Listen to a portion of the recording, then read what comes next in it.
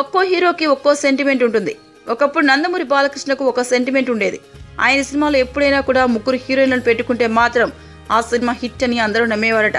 సమరసింహారెడ్డి సినిమాలో అంజలా జవేరి, సిమ్రాన్, సంఘవి చేశాక అదే తరహాలో చాలా వచ్చాయి.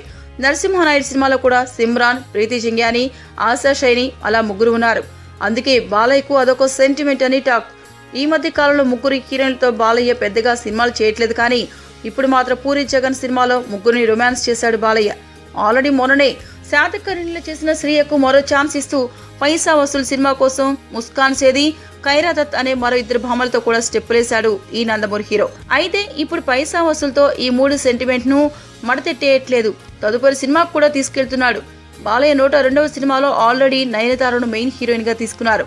ఇప్పుడు ఇదే సినిమాలో నటించడానికి మరో ఇద్దరు హీరోయిన్లు కూడా వెతుకుతున్నారట. అంటే సింహ తరహాలో ఇందులో కూడా నయన్ కాకుండా మరో ఇద్దరు ఉంటారన్నమాట. అన్నీ బాగానే ఉన్నాయి. కానీ బాలయ్యతో గతంలో ఎప్పుడో చూపించిన మాస్ స్టైల్ ను ఇప్పుడు కేఎస్ రవికుమార్ చూపించడం అభిమానులను కాస్త ఆందోళనకు గురి చేస్తోంది. ఇప్పుడు హీరోలందరూ స్టైలిష్ లుక్స్ లో రచ్చ చేస్తున్న వేళ బాలయ్య మాత్రం ఇలా ఎందుకు పాత తరహాలోనే క్యారెక్టర్ చేయడానికి ఒప్పుకున్నాడు అనేది వారి సందేహం. ఏంటండి, వీడియో నచ్చిందా? అయితే ఓ లైక్ వేసుకోండి, లేదంటే ఓ కామెంట్ చేయండి. ఎప్పటికప్పుడు మా వీడియోస్ చూడాలంటే సబ్స్క్రైబ్ చేసుకోండి.